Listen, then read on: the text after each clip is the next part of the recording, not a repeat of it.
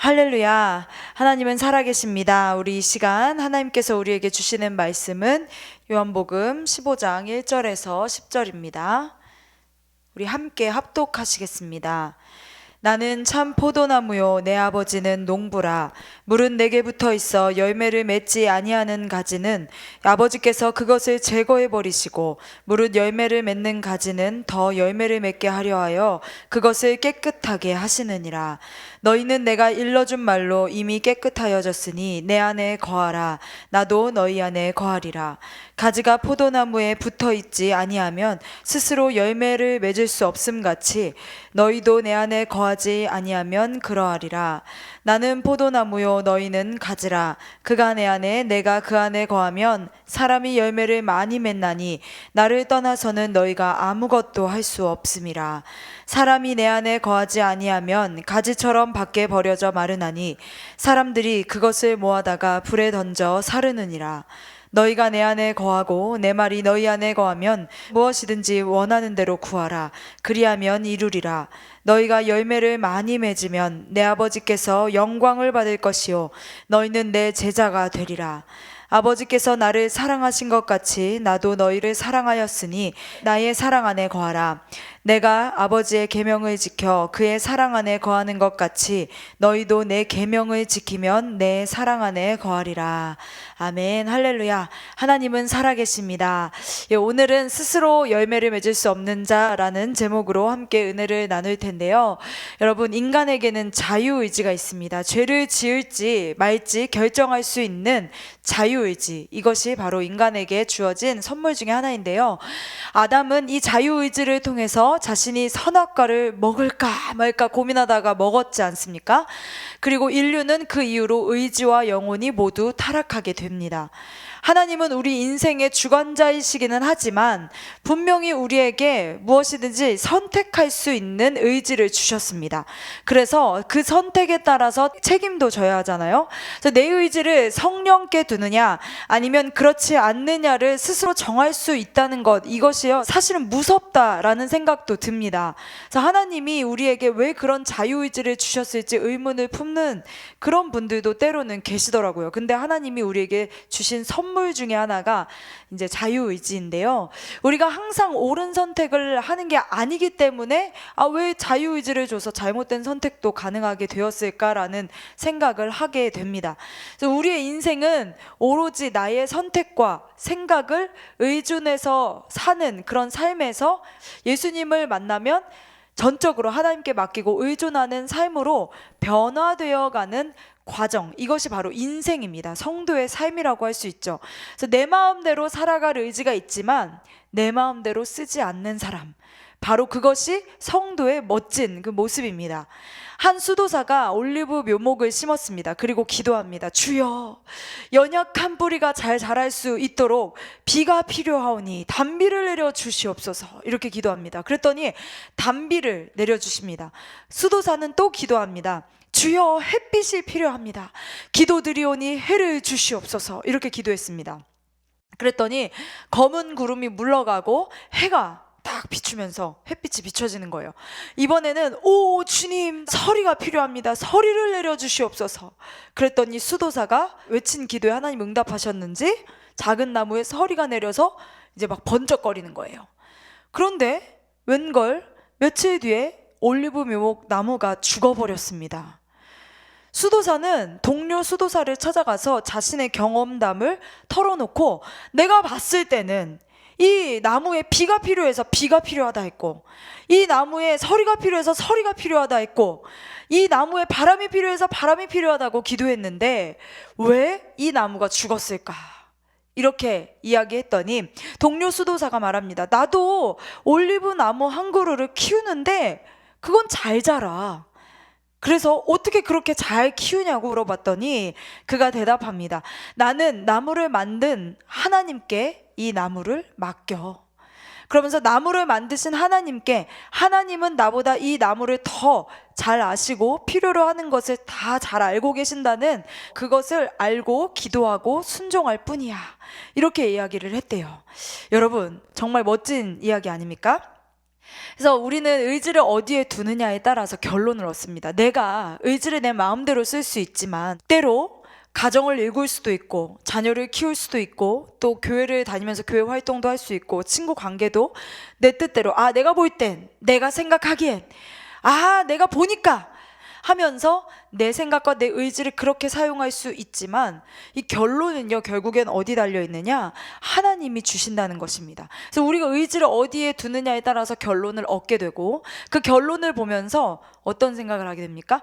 내 의지로 내가 판단해서 내가 선택한 그런 일들에 대해서는 혹시라도 잘못되어져 가면 내가 잘못 선택했구나.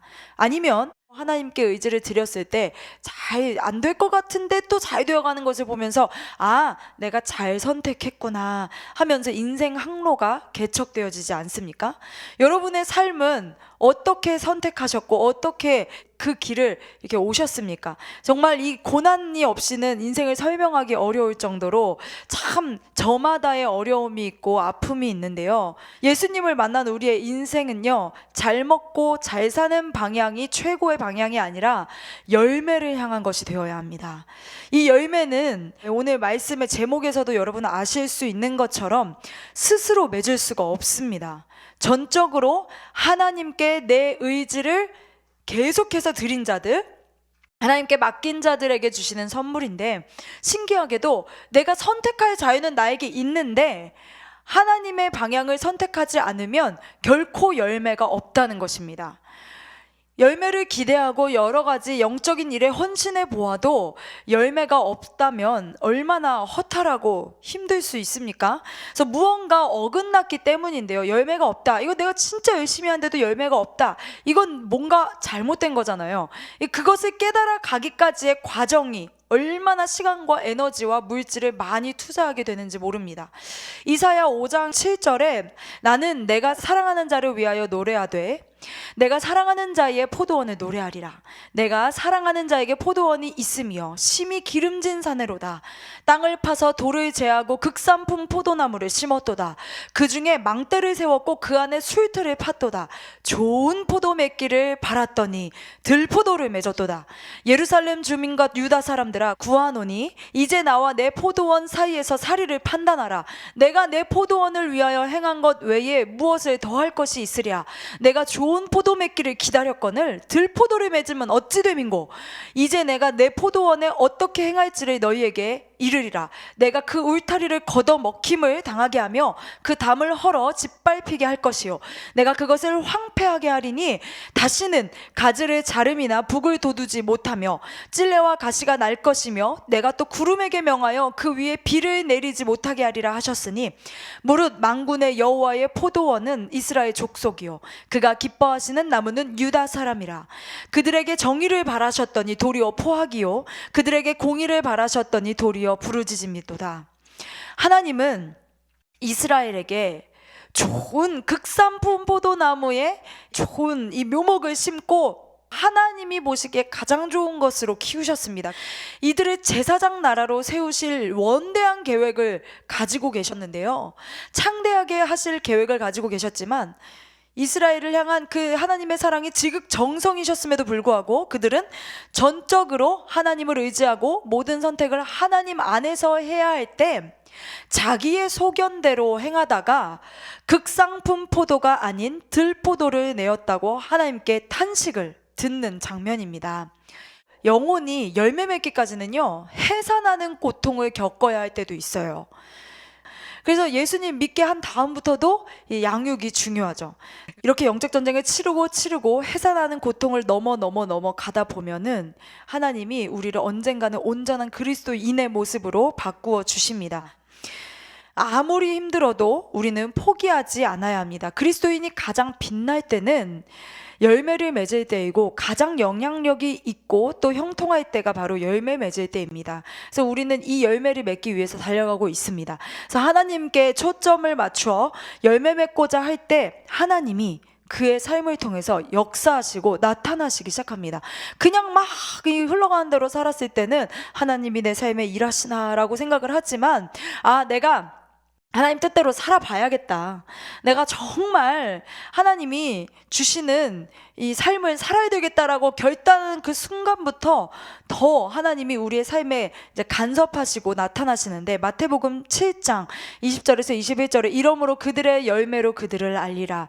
나더러 주여 주여 하는 자마다 다 천국에 들어갈 것이 아니요 다만 하늘에 계신 내 아버지의 뜻대로 행하는 자라야 들어가리라. 우리 모두가 지금 이 시간에 열매 맺기 위해서 이 토요일 가장 좋은 시간대에 이렇게 하나님 앞에 시간을 내어서 온 오프라인으로 예배를 드리고 있는데, 하나님이 영성 훈련을 통해서 우리의 자존심, 욕심, 이기심을 깨시는 목적은 아름다운 열매를 맺게 하려고 하시는 것인데요, 내가 깨어지고 부서지는 과정이 순탄하지 않습니다. 그렇지만 우리가 깨어질 때 하나님은 우리의 삶에 아름다운 열매를 허락하시고, 깨어질 때 우리도 몰랐던 잠재력들이 개발되고, 깨어지고 부서질 때 우리 안에 계신 예수 그리스도의 향기가 짙어지는 줄 믿습니다. 그러므로 우리는 장차 우리의 삶에 맺힐 열매를 기대하시고 바라보면서 지금의 훈련을 감사함으로 받아야 됩니다. 그래서 그런데 우리가 열매 맺기 위해서 몸부림치는 가운데에서 꼭 잊지 않아야 할 것이 있습니다. 그것은 무엇이냐면 여러분 자신이 하나님의 열매라는 것입니다. 열매 안에는 씨앗이 있습니다. 잘 익어서 하나님께 드려진 바가 되면 하나님은 그것으로 또 열매를 맺게 하십니다. 즉 우리는 열매 맺을 가능성을 가지고 있는 사람들이라는 것을 절대 잊지 마시고 낙심하지 말아야 됩니다. 그래서 나 내 인생에 왜 이렇게 열매가 없을까? 그렇지 않습니다. 여러분 한 사람 한 분 한 분이 다 하나님의 열매이십니다. 하나님이 이렇게 만드시기까지 얼마나 힘드셨는데요. 하나님의 열심히 우리를 여기까지 이렇게 이끌어 주셨는데, 그래서 우리는 이제 포기하지 말아야 됩니다. 그래서 갈라디아서 6장 9절에 우리는 선을 행하되 낙심하지 말지니 포기하지 아니하면 때가 이름에 거두리라. 그래서 하나님도 우리가 열매 맺을 때까지 포기하지 않으시고 도우십니다. 하나님도 우리에게 열매를 기대하십니다. 그러나 때로는 내 생각처럼 열매가 맺혀지지 못할 때 실망할 수 있죠. 그럴 때 우리는 이스라엘에게 열매가 없어서 한탄하셨던 그 하나님의 마음을 간접적으로나마 느끼게 됩니다. 우리는 하나님이 겪으신 것에 비하면 늘 할 말이 없죠. 하나님은 우리가 하나님 나라 백성답게 살기를 원하십니다. 이 백성교회가 열매 맺는 삶으로 인도하는 곳이잖아요. 그러다 보니까 영적 전쟁이 숨가쁘게 일어나고 또 쉴 틈이 없기도 합니다. 그러나 영혼은 살아나잖아요. 타성에 젖어있던 영혼, 영적 나태함에 빠져있던 영혼, 초점을 맞추지 못해 헤매는 영혼들이 살아나고 하나님을 바라보게 되는 곳이 바로 이 백성교회입니다. 하나님은 이 속에서 우리가 열매 맺는 삶으로 나아갈 수 있도록 최대한의 도움을 베풀어주고 계십니다. 저는 진짜로 자부할 수 있는 것이 무엇이냐면 백성교회에 대해서 정말 자부할 수가 있어요. 너무 감사하고, 이 부교역자로서 제가 또 이 지교회에 파송이 되었잖아요. 너무 감사하게도. 그런 이 백성의 일원으로서 정말 자부할 수 있다는 것이 또 감사하고, 누구든지 오라, 오기만 하라, 막 이런 마음이 있다는 게 너무 감사하고. 그래서 백성교회는요 진짜 이 자리에서 예배만 드렸을 뿐인데, 예배만 드리기만 해도 상처 입은 영혼, 정말 깨어진 영혼들이 다시 살아나고, 완고한 마음을 가진, 돌 같은 마음을 가진 저 같은 사람들도 부서지고 깨뜨려서 하나님께 쓰임받는 곳으로 만들어주시는 바로 기적의 장소입니다. 그래서 여러분, 하나님은 우리에게 이 백성교회로 초청하셨다는 것 자체가 최대한의 도움을 베풀어주고 계시는 것입니다.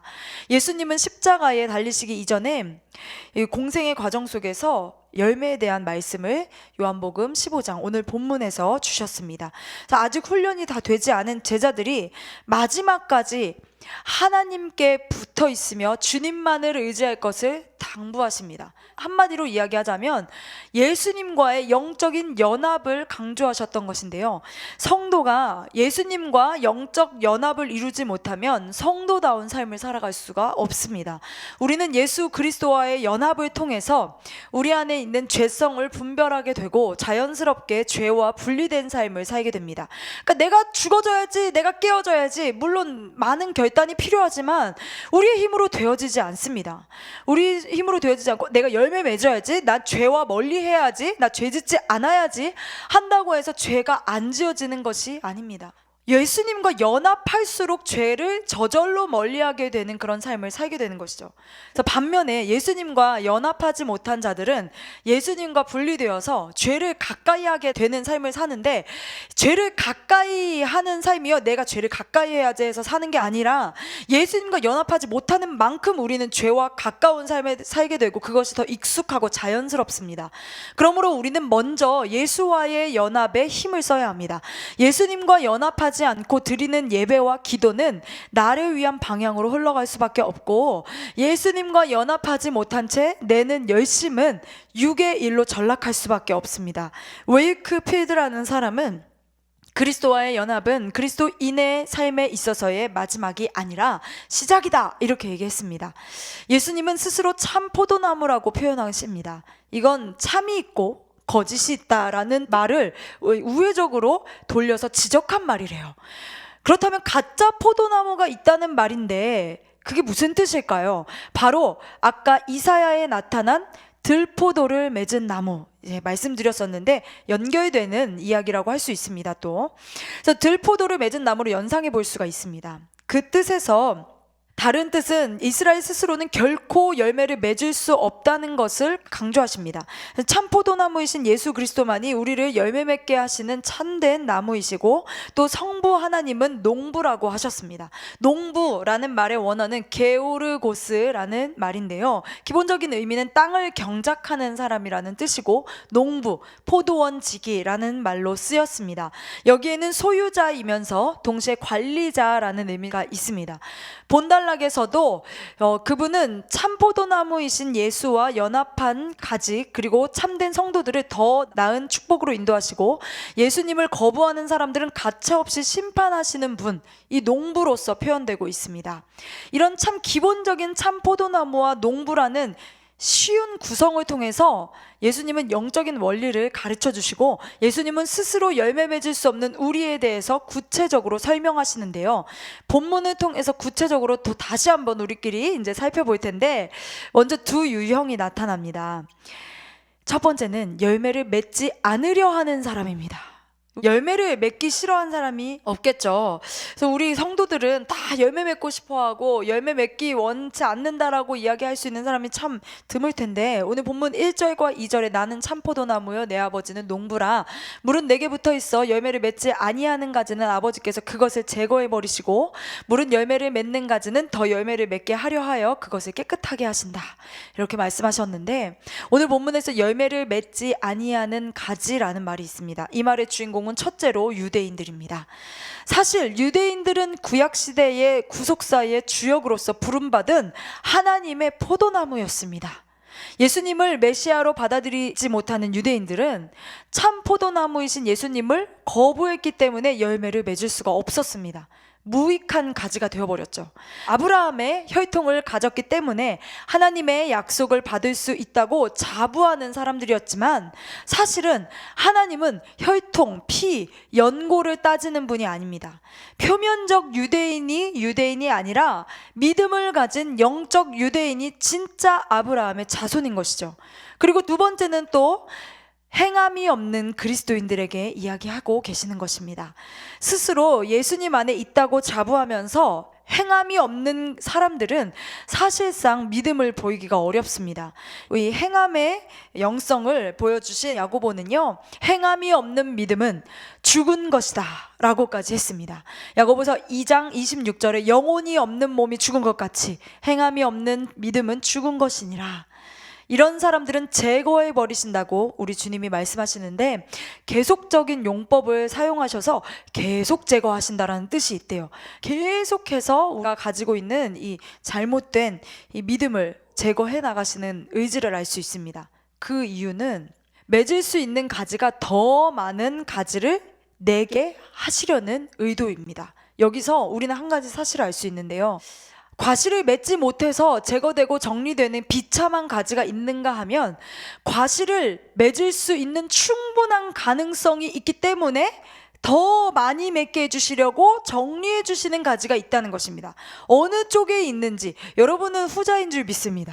이제 정말 열매를 맺을 수 있는 그 가능성이 충분하시기 때문에 너무너무 기대되는 하나님의 이 가지시기 때문에 하나님이 더 연합하라고, 더 열매 맺으라고 우리가 가지고 있는 이런 불순물들을 제거하시는 과정 중이라는 것이죠. 똑같이 가지를 치는 형태로 나타나지만 그 목적이 다릅니다. 열매를 내고자 몸부림치는 성도에게는 하나님의 특별한 관심과 간섭이 부어집니다. 혹시라도 열매를 맺지 못하게 하는 어떤 점이 있으면 그 사람에게서 그것을 깨끗하게 제거해 주시기 위해서 싹둑싹둑 다 잘라버리십니다. 그것이 때로는 연단과 고난의 풀무불이 될 수도 있습니다. 더 많은 열매를 주시기 위한 과정인 것이죠. 야고보서 1장 2절에서 4절에 내 형제들아 너희가 여러 가지 시험을 당하거든 온전히 기쁘게 여기라. 이는 너희 믿음의 시련이 인내를 만들어내는 줄 너희가 알미라. 인내를 온전히 이루라. 이는 너희로 온전하고 구비하여 조금도 부족함이 없게 하려 함이니라. 할렐루야. 사랑하는 여러분, 그렇기 때문에 우리는 중간에 포기하지 않고 하나님의 사랑을 의심하지 마시고 끝까지 나를 더 열매 맺게 하시려고 하는구나, 더 많은 열매를 맺게 하시려고 우리 안에 가지고 있는 1%, 2%까지도 제거하시는 그 과정 중에 우리가 있지 않습니까? 하나님의 사랑을 의심하지 않는 저와 여러분 되기를 소망합니다. 그래서 우리는 열매 맺지 않으려는 자여서 하나님이 제거해 버리시려는 그런 가지가 아닙니다. 더 많은 열매를 맺게 하시려고 우리 안에 불순물을 제거하시고 가시를 잘라내시는 과정을 감사함으로 이겨낼 수 있는 믿음을 소유하시기를 바랍니다. 지금 계속해서 우리가 사순절을 맞이해서 십자가를 묵상하고 있잖아요. 그래서 이 시기에 우리는 열매 맺기 위한 이 과정을 나아가고 있는데, 해산하는 수고를 할 때도 있고 내 안에 영적 전쟁을 또 치러야 하는 시간들도 있는데, 토론토에 있다 보면은 진짜 어떡하지? 막 이런 순간들이 오잖아요. 왜냐면 제가 부족하다 보니까 기도할 수밖에 없게 되는데, 막 기도하면은 이제 하나님이 만나주시면서 저에게 주시는 마음이 네 안에 어둠과 싸워야 돼, 이 마음을 딱 주시는 거예요. 너의 안에 있는 이 사람은 어떡하죠? 저 사람은 어떡하죠? 이 환경은 어떡하죠? 그러면서 막 기도하고 제 안에 계신 하나님을 믿고 또 나아가는 그 과정을 계속해서 엎치락 뒤치락 겪으면서 하나님 주시는 큰 은혜들이 있었는데, 하나님이 그곳에서도 정말 멀지만 동일하게 역사하시면서 이 백송의 은혜를 저도 계속해서 공급받고 체험하면서 지금까지 왔습니다. 사랑하는 여러분, 우리가 어디 있든지 또 온 오프라인으로 정말 오고 싶어도 오지 못하시는 분도 계실 거고, 여기 우리가 앉아 있지만 우리 전심을 다해서 예배하고 하나님을 찾으면 하나님이 우리에게 주실 축복이 얼마나 많은지 모릅니다. 하나님이 우리 사랑하는 자들에게 주실 축복은 사람의 눈으로 보지 못하고 귀로도 듣지 못하고 마음으로 생각하지 못하였다고 우리 주님이 말씀하신 줄 믿습니다. 네, 이렇게 우리 안에 있는 어둠과 싸우는 이 과정을 통해서 우리는 해산하는 수고를 통해서 열매를 맺습니다. 영적 전쟁에서 승리하는 비결은 내 안에 어둠과 피 흘릴 각오로 싸우는 것입니다. 그래서 물론 내가 싸우는 것이 아니라 예수님이 십자가에서 모두 대신 싸워주셨다는 믿음으로 임해야 합니다. 우리의 영적 싸움이 아무리 극심해도 한꺼풀씩 또 한꺼풀씩 벗고 나면 이 모든 것이 하나님의 은혜였구나 하면서 진정으로 고백할 수 있는 믿음이 생겨집니다. 그리고 또 두 번째로는 이미 깨끗하여진 자라는 부류가 나옵니다. 오늘 본문의 3절에 너희는 내가 일러준 말로 이미 깨끗하여졌으니 라는 말씀을 하십니다. 이 유형은 앞서 말씀드린 것처럼 열매를 더 많이 맺게 하시려고 가지를 깨끗하게 다듬어 주시는 자의 이런 성숙된 형태입니다. 구원받아 의롭다 하심을 받은 성도들인데 더 풍성한 삶의 열매를 맺기 위해서는 우리가 성화의 단계로 나아가야 한다는 것을 강조하고 있습니다. 내가 일러준 말로 깨끗해진 이 사람들이란 뜻은 예수님의 말씀, 즉 구원의 복음을 듣고 깨끗하게 된 사람들입니다. 요한복음 6장 65절에서 66절에 또 이르시되 그러므로 전에 너희에게 말하기를 내 아버지께서 오게 하여 주지 아니하시면 누구든지 내게 올 수 없다 하였노라 하시니라. 그때부터 그의 제자 중에 많은 사람이 떠나가고 다시 그와 함께 다니지 아니하더라. 성숙한 그리스도인은 세상의 빛으로 쓰임받습니다. 여러분, 영적 전쟁은 아무나 치르는 것이 아닙니다. 영적 전쟁 아무나 치르는 것이 아니고 정말 이미 깨끗하여진 자로서 이제 성숙의 단계로 나아가기 위해서 우리가 영적 전쟁을 치르고 저 또한 계속해서 치러나가고 있는데, 나이가 든다고 성숙하는 것이 아니라 연단을 잘 통과하는 자가 성숙한 사람입니다. 현대는 성인 나이의 아우성으로 가득합니다. 그래서 성숙하지 못한 사람은 내면에 상처받은 내면 아이가 있습니다. 70이 넘으셔도 뭐 80이 되셔도 내 안에 상처받은 내면 아이를 꺼내어 보지 못하신 분들은 이 성인 아이의 기즈, 나이가 들면 아이가 된다라는 이야기가 있잖아요. 물론 나이가 들면 아이가 되는 이유들이 여러 가지가 있겠지만, 정말 고단한 인생길을 다 걸으신 이후에 정말 깊은 내 속에 있는 진짜 내가 드러나는 것이죠. 그래서 이 내면 아이의 문제가 참 크게 대두가 많이 되고 있습니다. 자신의 허물과 아픔을 사람들에게 들키지 않기 위해서 사람들은 오히려 괜찮은 척을 합니다. 내면 아이를 더 깊은 무의식 속으로 꼭꼭 숨겨버리는 것이 괜찮은 척 하는 거예요. 외로워도 슬퍼도 울지 않고 꾹꾹 참는 캔디 같은 사람들도 있습니다. 그런 사람들은요, 쌓인 상처로 인해서 언젠간 폭발할 수밖에 없는 시한폭탄 같은 존재입니다. 아무런 문제가 없는 척, 괜찮은 척 하면서 살아가는 것은 결코 능사가 아닙니다. 괜찮은 척 한다 한들 우리 내면 속에 있는 성인 아이는 절대 완벽하게 감추거나 없었던 것처럼 외면하면서 살아갈 수 없습니다. 여러분 안에 상처받은 내면 아이가 있다면 그 내면 아이가 나는 내 속에 내 상처받은 이 아이가 있어요 라고 하면서 계속 나는 그것 때문에 그래요 라고 핑계하고 변호하고 합리화시킬 것이 아니라, 그것이 우리의, 저와 여러분의 성숙의 열매를 막는 원흉이라는 것을 알아야 됩니다. 우리는 이미 예수 그리스도의 보혈로 새로워졌고 아직 온전하지 못하다 할지라도 이 새로움의 과정 속에 있는 특별한 자녀들입니다.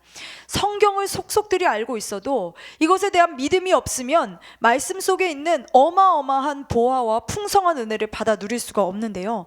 여러분, 오늘 본문을 통해서 열매 맺는 삶으로 이제는 더 나아가야 되는데, 온전하게 거듭나기 위해서 어떻게 해야 될지 우리가 나눠보도록 하겠습니다. 첫 번째로는 예수님과의 연합을 생명처럼 지켜야 됩니다. 기는 사람 위에 걷는 사람, 걷는 사람 위에 뛰는 사람, 뛰는 사람 위에 나는 사람, 나는 사람 위에 붙어있는 사람이 있다고 우리 이순희 목사님 자주 이야기하시잖아요. 저는요, 붙어있는 사람이라는 그런 얘기를 연상을 해본 적이 없어요. 근데 목사님을 2008년에 제가 만났거든요.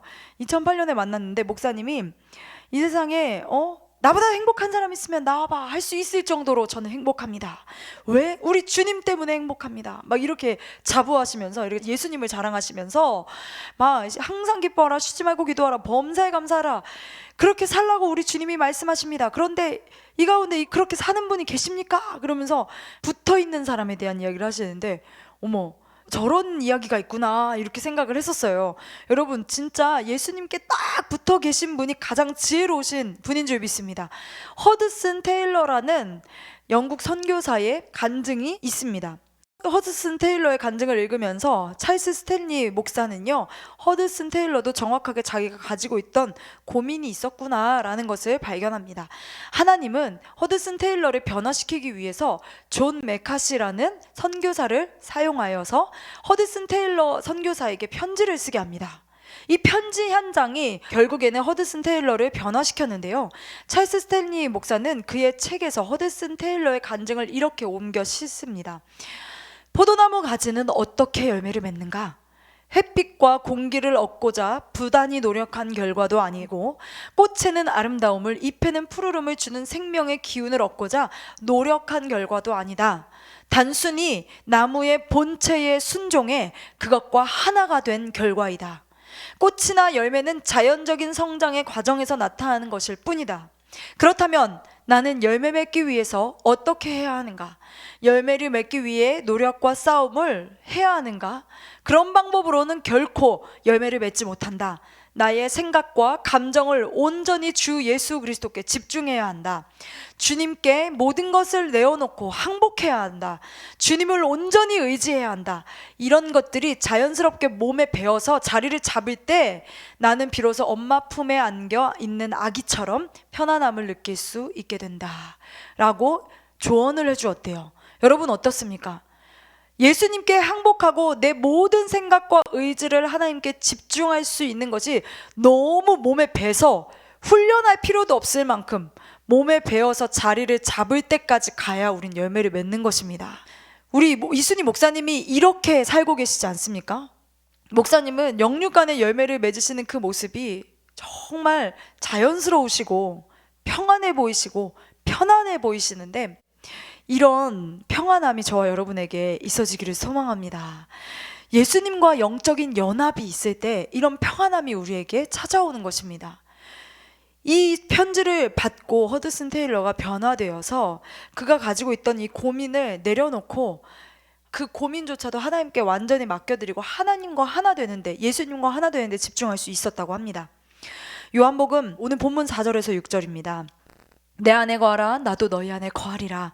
가지가 포도나무에 붙어 있지 아니하면 스스로 열매를 맺을 수 없음 같이 너희도 내 안에 있지 아니하면 그러하리라. 나는 포도나무여 너희는 가지라.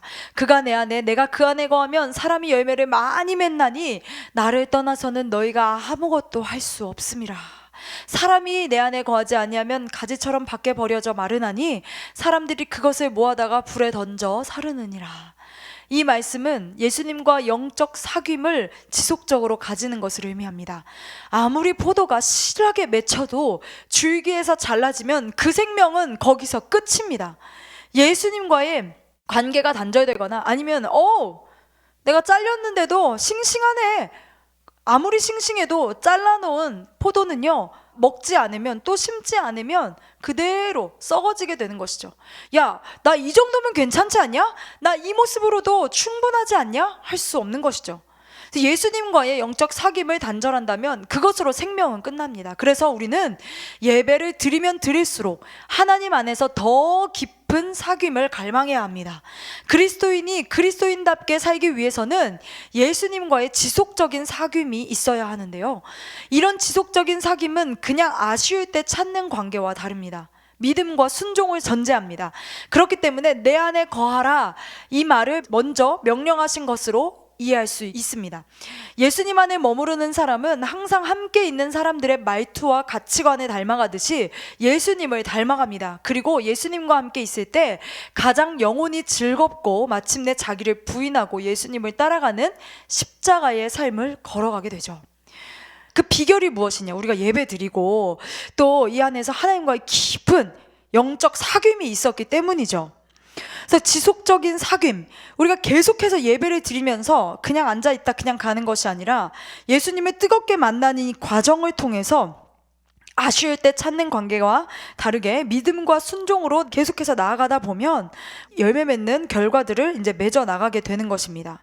예수님과 함께 있을 때 우리는 가장 영혼이 즐겁고 마침내 자기를 부인하고 예수님을 따라가는 십자가의 삶을 걸어간다고 했는데요, 예수님의 모습을 재현하는 그것이 우리의 목적이고 우리의 표대입니다. 그런데 이 길은 투쟁이 필요합니다. 고린도전서 9장 25절에서 27절, 이기기를 다투는 자마다 모든 일에 절제하나니 그들은 썩을 승리자의 관을 얻고자 하되 우리는 썩지 아니할 것을 얻고자 하노라. 그러므로 나는 다름질하기를 향방 없는 것 같이 아니하고 싸우기를 허공을 치는 것 같이 아니하며 내가 내 몸을 쳐 복종하게 함은 내가 남에게 전파한 후에 도리어 버림을 당할까 두려워함이로다.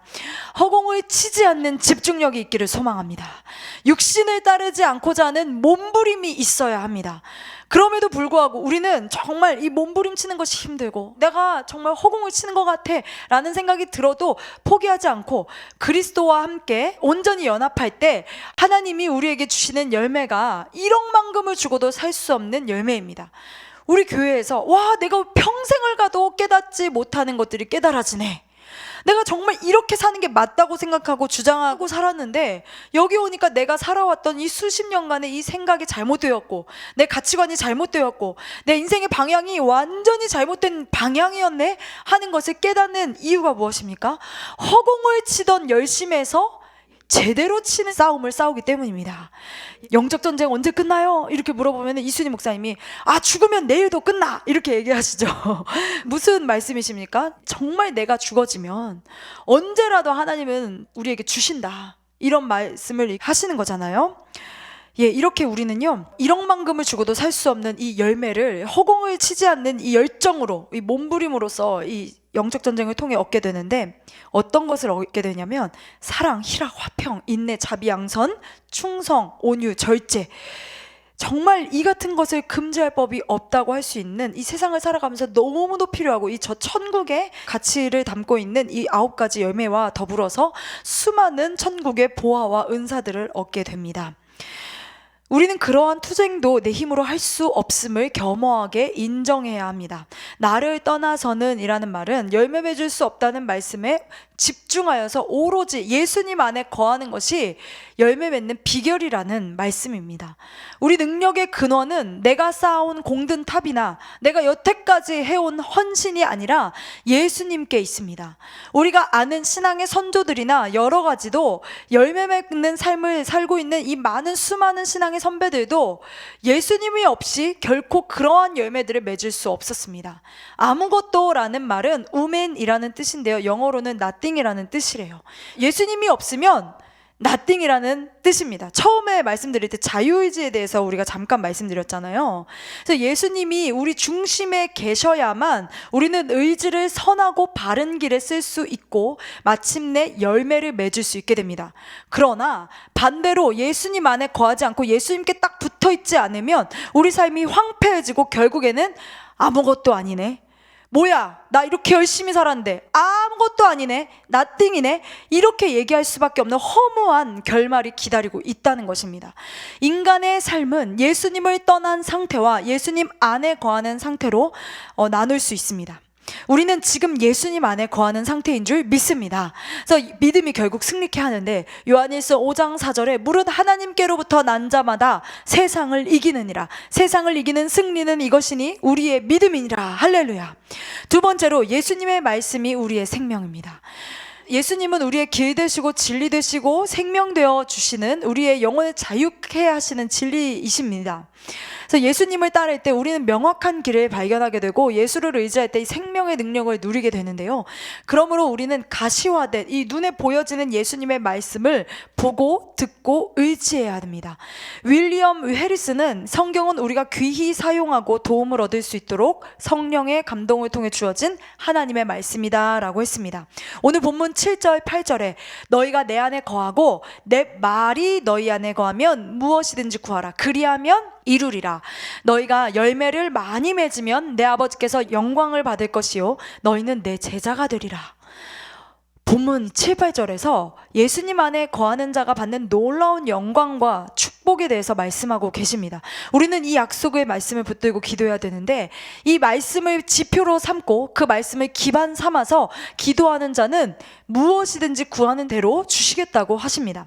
많은 성도들이 기도하는데 기도가 원하는 대로 되어지지 않는 것 또한 경험합니다. 그렇게 되면 이 말씀에 의심을 품을 수 있죠. 분명히 구하는 대로 얻겠다고 말씀하셨는데 왜 나에겐 구하는 대로 이루어지지 않을까? 그런데 잘 보시면 조건이 있습니다. 너희가 내 안에 거하고 내 말이 너희 안에 거하면 이라는 조건이 있습니다. 이거는 간과하고 하나님이 구하는 대로 주신다고 했잖아, 이것만 붙들면 이제 반쪽짜리가 되는 것이죠. 그래서 예수님과 연합한 삶을 사는 자는 무엇이든지 구하는 대로 얻습니다. 예수님이 나와 함께 하신다는 확신 안에서 구하는 모든 것은 하나님이 가장 좋은 때에 하나님이 주십니다.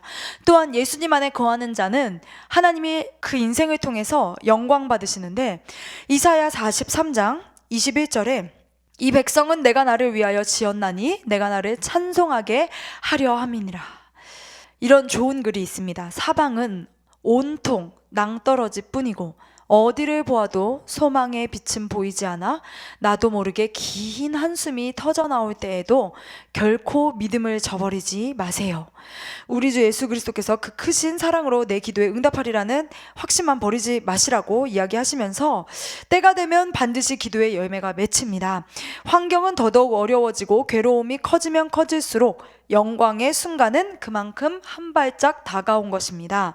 결국 꿈을 포기하지 마세요. 기도를 멈추지 마세요. 승리의 순간이 기다리고 있음을 믿으세요. 라는 그런 좋은 글이 있습니다. 여러분, 우리는 연약합니다. 그러나 그날에 이루실 주님은 완전하십니다. 우리 찬양을 통해서 우리의 마음을 올려드리기를 소망합니다.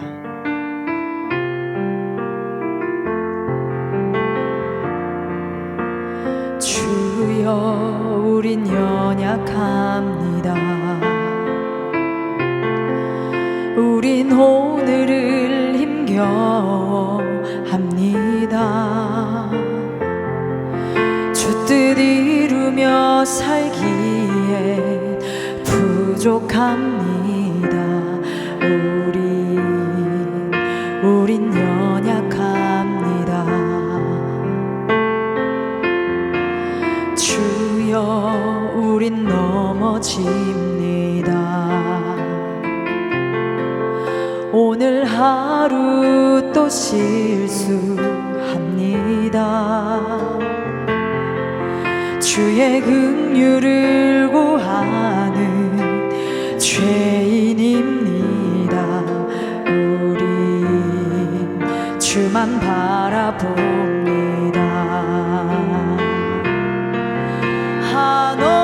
한없는 주님의 은혜 온 세상 위에 넘칩니다. 가릴 수 없는 주 영광 온 땅 위에 충만합니다. 주님만이 길이 오니 우린 그 길 따라갑니다. 그날에 우리를 이루신 주는 완전합니다. 아멘. 여러분, 저와 여러분을 통해서 하나님이 이 백성교회를 통해서 영광 받으실 그날이 기대되지 않으십니까? 예수님의 말씀을 우리가 더욱더 의지하셔서 한 걸음 한 걸음 나아가신다면 이 땅에 저와 여러분을 하나님이 참된 주님의 제자로 세워주실 것입니다. 이 제자로서의 삶을 살 때 억지로 하나님께 영광 돌려드리기 위해서 내 것을 다 포기하고 일부러 어렵고 빈궁한 모습을 보이지 않아도 하나님은 우리가 주님 안에 거하면, 주님의 말씀을 의지하면 저절로 영광 받으시는 역사가 일어나게 됩니다. 마태복음 5장 14절 16절에서 너희는 세상의 빛이라. 산 위에 있는 동네가 숨겨지지 못할 것이요 사람이 등불을 켜서 말 아래에 두지 아니하고 등경 위에 두나니 이러므로 집안 모든 사람에게 비치느니라. 이같이 너희 빛이 사람 앞에 비치게 하여 그들로 너희 착한 행실을 보고 하늘에 계신 너희 아버지께 영광을 돌리게 하라. 할렐루야. 네, 이렇게 우리가 세상의 빛으로 부르심을 받았는데 우리가 빛의 역할을 감당하면 집안 모든 사람들이 알아서 우리의 빛을 보고 와, 저 빛이다, 저것이 진짜 빛이다 하면서 감탄하는 역사, 하나님께 영광 올려드리는 역사가 일어나는 것입니다. 불후의 명작 배너를 쓴 윌레스라는 이 대단한 이 작가는요, 처음에 극도로 기독교를 반대하는 사람이었습니다. 그래서 그는 기독교는 거짓이다, 인류에게 해악을 끼치는 무익한 종교다라는 것을 증명하는 책을 쓰기 위해서 말씀을 읽었다고 합니다. 그런데 그 과정 속에서 그는 성경 말씀을 통해서 진리를 깨닫게 되었고 그의 영혼의 변화가 일어나게 됩니다. 결국 말씀을 통해서 그는 중생의 체험을 하게 되었습니다. 말씀을 통해서 그는 무신론자였던 그 신념에서 유일신이신 하나님을 믿는 하나님의 사람이 되었고 그가 가지고 있는 이 글 잘 쓰는 이 재능으로, 솜씨로 평생을 예수님을 전하는 데에 그 글을 사용하게 됩니다. 말씀을 몰랐던 이 윌레스의 삶은 삶은 지옥을 향해 달려가는 삶이었지만 말씀을 깨달은 후에 그는 말씀 안에 거하는 삶, 말씀을 위한 삶을 살게 됩니다. 예수님의 말씀을 통해 그는 참된 생명을 얻게 되었고 천국을 바라보는 삶으로 변화된 것입니다. 할렐루야. 여러분, 오늘 이 시간에도 저는 정말 부족하지만 하나님께서 저와 여러분에게 하나님께서 주시는 메시지가 무엇일까? 귀를 이렇게 여셔서 하나님의 말씀으로 우리의 삶을 읽어나가시고 그 지혜를 얻으시기를 소망합니다. 세 번째로 예수님의 사랑이, 그 풍성한 사랑이 우리의 생명입니다. 여러분, 나무에서 열매가 맺힐 때 가지가 힘이 있어서 열매를 맺는 것일까요? 아니죠. 가지가 나무에서 무언가를 끌어내어서 열매를 맺는 것도 아닙니다. 나무에서 가지로 흘러가는 것이죠. 나무에서 계속해서 공급해 줍니다. 가지의 열매가 그 영양분을 먹고 맺히게 됩니다. 가지 자체에서 힘을 발하는 것이 아니죠. 가지 스스로 열매 맺는 것이 아니라는 것입니다. 나무에서 흐르는 생명의 진액, 이 생명의 영양분으로 인해서 가지의 열매가 맺힙니다. 예수님의 사랑이 바로 우리가 열매 맺을 수 있는 생명의 진액입니다. 예수님이 승천하시고 난 후에 성령이 임하시기 전까지 제자들은 고아와 같은 마음을 가지고 있었습니다. 이제 예수님이 떠났네. 이제 우리는 어떡하나 하면서 이 고아와 같이 굉장히 두려움 가운데 있게 됩니다. 스스로 할 수 있는 것이 아무것도 없었고 무기력했습니다. 우리도 마찬가지죠. 성령님이 우리와 함께 하시고 예수님의 사랑을 공급해 주시지 않으면 우리는 고아와 같은 삶을 살 수밖에 없습니다. 요한복음 14장 18절에 내가 너희를 고아와 같이 버려두지 아니하고 너희에게로 오리라. 예수님께서는 제자들에게 고아와 같이 버려두지 않겠다고 약속하셨습니다. 예수님의 사랑이 우리를 버려두지 않으신다는 약속을 주셨는데요, 우리가 예수님 사랑 안에 거하지 않으면 생명을 잃은 것과도 마찬가지입니다. 오늘 본문 9절과 10절에 아버지께서 나를 사랑하신 것 같이 나도 너희를 사랑하였으니 나의 사랑 안에 거하라. 내가 아버지의 계명을 지켜 그의 사랑 안에 거하는 것 같이 너희도 내 계명을 지키면 내 사랑 안에 거하리라. 예수님이 이 말씀을 하실 당시에 제자들은 전혀 훈련이 완벽하지 않은 상태였습니다. 주의 군대라고 표현하기도 좀 어려웠고 세상의 욕심을 버리지 못한 상태였고 서로 시기하는 상태였고 또 예수님을 배반할 수도 있는 그런 연단되지 않은 상태였습니다. 그럼에도 불구하고 예수님이 십자가에 못 박히시기 이전에 이 말씀을 하신 것은 그들이 영광된 열매를 맺을 수 있는 가능성을 보시고 그 끝그림을 보시고 이렇게 예수님이 말씀하신 것입니다. 예수님은 제자들을 향한 소망을 포기하지 않으시고 끝까지 사랑하시는데요, 요한복음 13장 1절에 유월절 전에 예수께서 자기가 세상을 떠나 아버지께로 돌아가실 때가 이른 줄 아시고 세상에 있는 자기 사람들을 사랑하시되 끝까지 사랑하시니라. 할렐루야. 예수님은 아버지께서 자신을 사랑하는 그 사랑으로 우리를 사랑하신다고 말씀하셨습니다. 이게 정말 감격스러운 표현인데 이 사랑이 어떤 사랑이냐? 여러분 많이 들어보셨겠지만 아가페 사랑입니다. 아가페 사랑은 예수님의 사랑이 가지고 있는 특성입니다. 예수님의 사랑은 조건이 없는 사랑이고 자기를 희생하는 사랑이고 대가를 바라지 않고 먼저 베푸시는 사랑입니다. 이뿐 아니라 변함이 없고 영원히 지속되는 사랑이기 때문에 누구든지 예수님의 사랑을 원하는 사람은 차별하지 않으시고 그 사랑을 베풀어 주시는데요, 목마른 사람, 수고하고 무거운 짐진 사람, 이런 고통에 짓눌린 사람, 그리고 내가 내 힘으로 결탄코 어떻게 이 결박을 풀 수 없는 그런 매인자들도 예수님의 사랑의 대상입니다. 이 사랑은 영원한 효력이 있습니다. 이 사랑에 거하는 사람은 특권과 축복을 결코 빼앗길 수가 없습니다. 주님이 그것을 허락하시지 않는다고 말씀하시죠.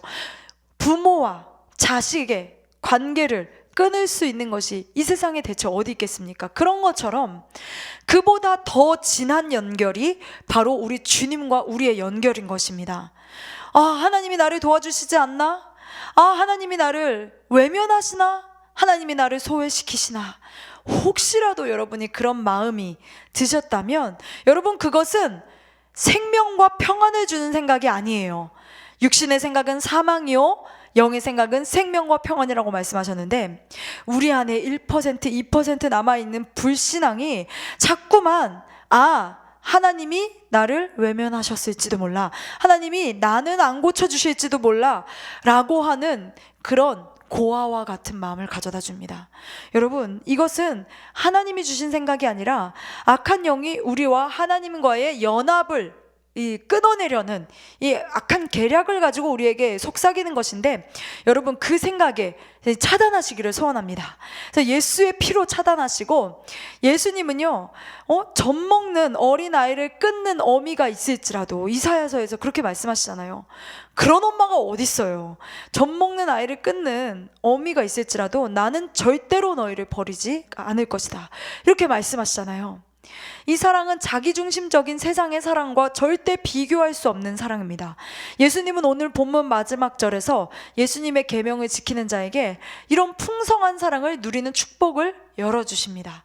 이것은 주님의 말씀을 가감하지 않고 지키는 것을 의미하는데, 하나님은 우리가 몸부림치면서 주님과 연합하기 위해 열심히 집중하여서 이 투쟁을 나가는 이 과정 속에서 말로 형용할 수 없는 사랑과 기쁨과 마침내 영광 받으시는 것으로 응답해 주십니다. 영적 전쟁을 피하고 안 하려고 하고 도망치려고 하고 외면하고 그러면요, 영이 단순하게 표현하자면 안 예뻐지더라고요. 저도 이 자아가 강하다 보니까 제 안에 있는 이 어둠과 싸우는 이 과정이 정말 쉽지 않았는데, 이걸 직면하는 게 참 어렵더라고요. 왜냐하면 세상적인 방법으로 영적 전쟁을 대한 거예요. 세상적인 방법은 우리가 좀 어려우면 어떻게 합니까? 사람마다 방법이 달라요. 어떤 사람은 피합니다. 도망쳐요. 잠수 타요.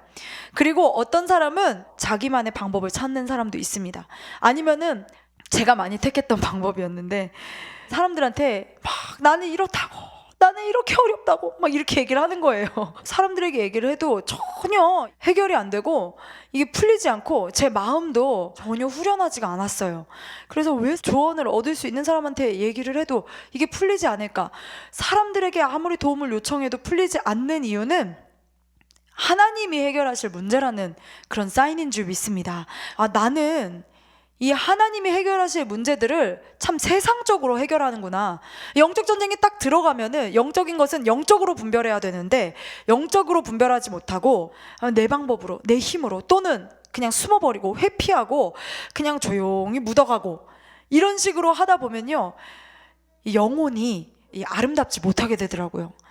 제가 영혼이 아름답지 못해서 참 저는 아름답고 싶었어요. 깨뜨려 주시는 이 과정 속에서 피하지 않았더니 직면하려고 하나님 앞에 나아갔는데, 오히려 막 눈물 흘리며 씨를 뿌리는 그 과정이 훨씬 더 예쁘고 아름답다라는 사실을 제가 또 우리 동역자들을 통해서 보게 되고, 그렇구나 그러면서 또 배우게 되고, 그리고 또 성도님들 중에서도 피하지 않고 나는 부족합니다 하나님, 나는 연약합니다 하나님, 나를 좀 도와주세요 막 이러면서 하나님의 사랑을 기대고 의지하는 그런 성도님들이 훨씬 더 아름다우시더라고요. 영적 전쟁은 심해도 아직 본인을 깨뜨리지 못해서, 부서뜨리지 못해서 힘드신 모습이어도 그 모습이 훨씬 더 아름다우시더라고요.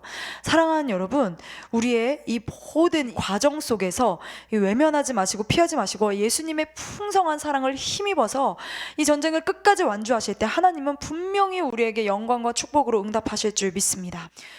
우리 예수님을 믿는 사람들이 예수 그리스도의 사랑의 대상이지만 모든 사람이 그 사랑을 깨닫기까지는 참 어렵습니다. 그래서 예수 그리스도의 사랑을 오롯이 깨달은 성도는 사랑 안에서 그 풍요와 기쁨을 누립니다. 실제적인 삶은 조금 부족하고 연약해도 완전하신 예수님의 사랑이 함께 하신다는 그 사랑 하나만으로도 만족을 느끼게 됩니다.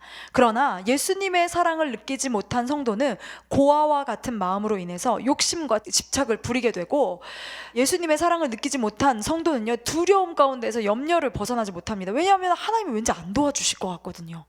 하나님 사랑을 충분히 느끼지 못하면 하나님 왠지 안 도와주실 것 같고, 나는 왠지 안 될 것 같고, 그런 결핍의식에 시달리게 됩니다. 여러분, 예수님의 사랑을 깨닫기를 우리가 간구하시기를 소망합니다. 저도 이제 캐나다에 있으면서 하나님께 막 기도할 때, 하나님, 한국 백성교회에서 받던 은혜가 얼마나 귀한지 제가 깨달았어요. 그리고 거기서도 은혜를 받고 있지만 더 그리워요 막 이러면서 막 기도한 적도 있었고, 그리고 또 토론토 백성교회뿐만 아니라 우리 토론토에서 이순희 목사님을 통해서 은혜 받으신 많은 분들이 계십니다.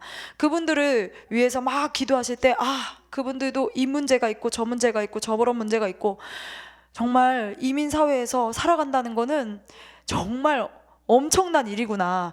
정말 한국에서는 막 떵떵거리고 사셨던 분들도 이제 외국 나가면은 그냥 어떤 동양인 한 사람이잖아요. 그러니까 이게 다시 시작해야 되다 보니까 고생하신 분들이 참 많고 기도해 드릴 분들이 참 많은데, 그런 분들을 위해서 막 기도할 때 이건 어떡하지 저건 어떡하지 막 이러면서 열심히 기도하는 과정 속에 하나님이 기도하는 이 속에서 사랑을 부어주실 때 참 마음이 위로가 되고, 그리고 또 힘이 나더라고요. 하나님의 사랑이 우리에게, 우리가 부족해도, 아직 환경이 안 풀렸어도, 우리의 뭐 영적인 결박이 아직 다 치유된 상태가 아니라 할지라도 하나님이 우리를 사랑하신다는 그 사실 한 가지만으로 우리에게는 엄청난 위로와 그리고 든든한 배경이 되어주지 않습니까? 여러분, 우린 예수 그리스도의 사랑을 깨달아야 됩니다. 우리는 스스로 열매를 맺을 수 없는 자들입니다. 예수님의 말씀, 그리고 또 예수님과의 연합, 그리고 예수님이 부어주신 이 사랑이 있어야 우린 열매 맺을 수 있고, 우리 본문의 진리를 함께 깨달으셔서 영광과 기쁨의 때를 향해서 나아갑시다. 세상에 아무리 좋은 것이 있어도 하나님이 주시는 것보다 좋은 것은 없습니다. 하나님이 주시는 응답만큼 온전한 것은 없습니다. 반드시 하나님이 저와 여러분을 가장 빛나는 삶을 향하여 인도하고 계시는 줄 믿습니다.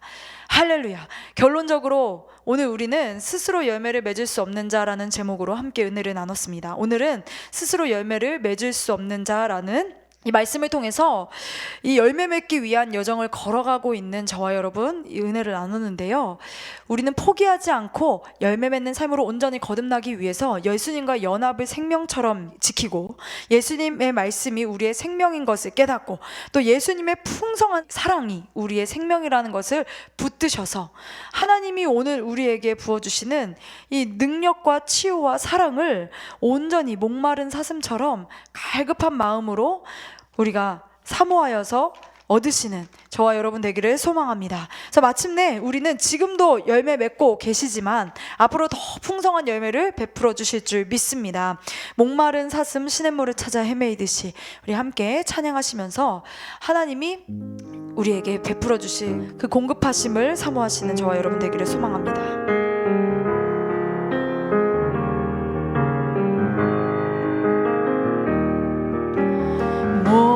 목마른 사슴 쉬는 물을 찾아 헤매이듯이 내 영혼 주를 찾기에 갈급하나이다.